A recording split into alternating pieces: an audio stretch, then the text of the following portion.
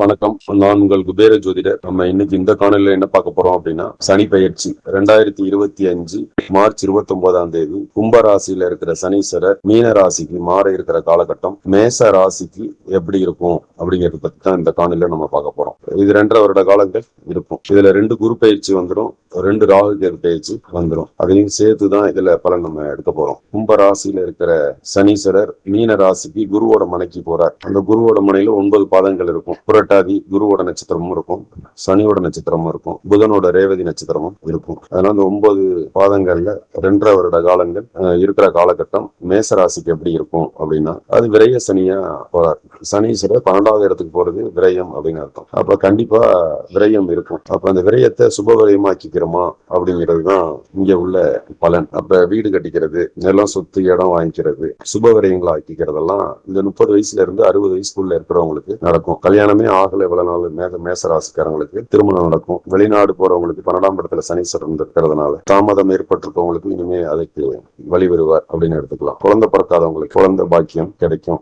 இதெல்லாம் இந்த விரய சனியில நடக்கும். அதே டைம்ல வெற்றி செலவு தெண்ட செலவும் இருக்கிறதுக்கும் வாய்ப்புகள் இருக்கு. அது அவங்க அடிப்படை ஜாதகத்தை பொறுத்து வித்தியாசப்படும். சனி இவங்க மேச ராசிக்கு 10க்கும் 11க்கும் அதிபதியா வர்றாரு. 10ஆம் இடத்துக்குரியவர் 12ஆம் இடத்துக்கு வர்றது, வெளிநாட்டுக்கு போறது சிறப்பா இருக்கும். வெளிநாட்டு வேலைகள் சிறப்பா கொடுக்கும். 11வது அதிபதி 11 கூடியவர் கும்பராசிக்கு அதிபதியானவர் 12ஆம் இடத்துக்கு விரயஸ்தானத்துல லாபாதிபதி போய் விரயஸ்தானத்துல இருக்கிறது விரயத்தையும் கொடுக்கும். அது சுப விரயமா மாத்திக்கிறது அவங்க கையில தான் இருக்குது அப்படின்னு அதை எடுத்துக்கலாம். 30 வயசு வரைக்கும் இருக்கிறவங்களுக்கு 7.5 சனியா வேலை செய்யும். 30 வயசுல இருந்து 60 வயசு வரைக்கும் அது பொங்கு சனியா வேலை செய்யும். 60 வயசுக்கு மேற்பட்டவங்களுக்கு அவங்க ஜாதகத்துக்கு தகுந்த மாதிரி வித்தியாசப்படும் அப்படிங்கிறது. அடிப்படை ஜாதகத்துல சனி வலுவா இருந்திருந்தால் கண்டிப்பா வலுவா இருக்கிறதா இருக்கணும், யோகமாவும் இருக்கணும். அப்படி இருக்கிறவங்களுக்கு அது நற்பலன்களை வாரி வழங்கும். பூர்வ புண்ணிய ஸ்தானம் 5ஆம் இடம் ஒரு மனிதருக்கு ரொம்ப நல்லா இருந்ததுன்னா அவங்களுக்கு சனி 7.5 சனியோட தாக்கம் பெருசா இருக்காது அப்படிங்கிறது தான். சனி நல்லா இருக்கணும், குரு நல்லா இருக்கணும். அவங்க பூர்வ புண்ணிய ஸ்தானம் நல்லா இருக்கிறவங்களுக்கு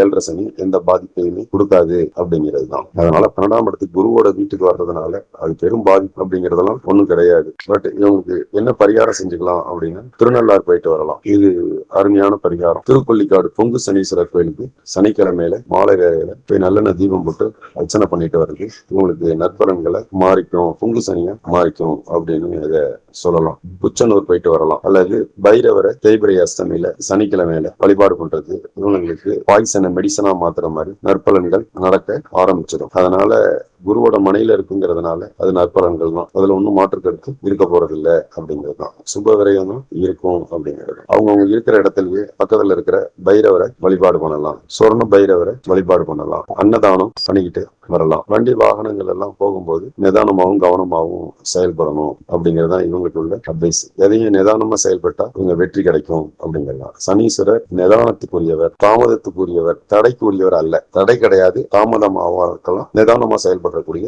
கிரகம். வேகம் இருக்காது, விவேகம் இருக்கும். அதனால நீங்க விவேகமா செயல்பட்டா எல்லா காரியத்திலையும் வெற்றி கிடைக்கும். சனினாவே பணிவுக்கு காரகத்துவம். எந்த ஒரு விஷயத்திலும் நீங்க பணிவா போயிட்டீங்கன்னா நீங்க வெற்றி காணலாம் அப்படிங்கறதுல எந்த மாற்று கருத்தும் இருக்க முடியாது. பொதுவாகவே மேச ராசிக்காரங்க அடிமையா இருக்க முடியாது, பணிவா இருக்க முடியாது. அப்படி பணிவா இருந்துட்டால் அவங்களுக்கு பாதிப்பு இல்லைங்கிறது தான் இதுக்குள்ள சூட்சமம். பணிவுங்கிறது இவங்களுக்கு உயர்வை கொடுக்கும். ஏன்னா மேசராசிக்கு செவ்வாய் காரகத்துவம் வர்றதுனால பணிவா இருக்கிறதுக்கான முடியாது. ஆனா இருந்தா எல்லா விஷயத்திலும் இவங்களுக்கு வெற்றி கிடைக்கும். உண்மையும் நேர்மையும் சனிக்குள்ள குணம். நேர்மையாகவும் உண்மையாகவும் விதிக்கு உட்பட்டும் நடந்து கொண்டால் 7.5 சனி எந்த பாதிப்புமே மேசக ராசிக்காரங்களுக்கு கொடுக்காதுங்கிறதுல மாற்று கருத்து இருக்க முடியாது. இந்த 2.5 வருட காலங்கள் எளிமை. சனினா எளிமைக்கு காரகத்துவம். அப்ப எளிமையா எந்த ஒரு விஷயத்தையும் ஆடம்பரம் இல்லாம செயல்பட்டாலே சனீஸ்வரர் உங்களுக்கு ஆசீர்வாதம் வழங்குவார். தர்மம் பண்ணினாலும் ஆசீர்வாதம், சனீஸ்வரோட ஆசீர்வாதம் உங்களுக்கு கிடைக்கும் அப்படிங்கிறது தான். அதனால இந்த 7.5 சனி உங்களுக்கு நல்லதை வழங்கும்னு வாழ்த்துறேன், விரும்புறேன், வணங்குறேன். நன்றி, வணக்கம்.